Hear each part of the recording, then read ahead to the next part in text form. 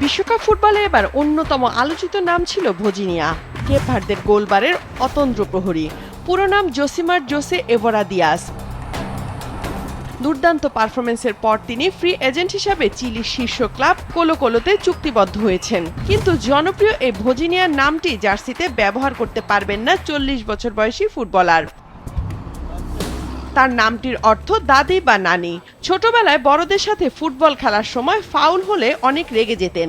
তখন বন্ধুরা তাকে মজা করে ডাকতো ভজিনিয়া, যা পরে তার নামই হয়ে যায়। ফুটবল ফেডারেশন অব চিলি নাম ব্যবহারে বেশ কড়া। জার্সির পেছনে কেবল পারিবারিক নাম ব্যবহার করতে হয় খেলোয়াড়দের। বসুন্ধরা টিস্যু, অশুদ্ধতার বিরুদ্ধে এক বিন্দুও ছাড় নয়।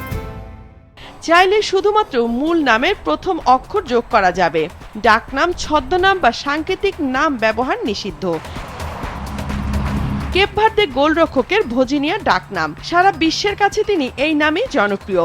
কিন্তু তাকে মাঠে নামার জন্য এখন বেছে নিতে হবে এভোরা কিংবা দিয়াস নাম থেকে একটি।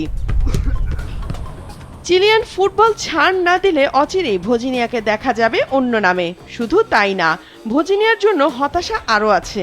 নতুন মৌসুমে 16 নম্বর জার্সি পরে মাঠে নামতে হতে পারে তাকে, কারণ কোলো কোলোর 1 নম্বর জার্সিটি আগে থেকেই পরেন গোলরক্ষক ফার্নান্দো ডি পল।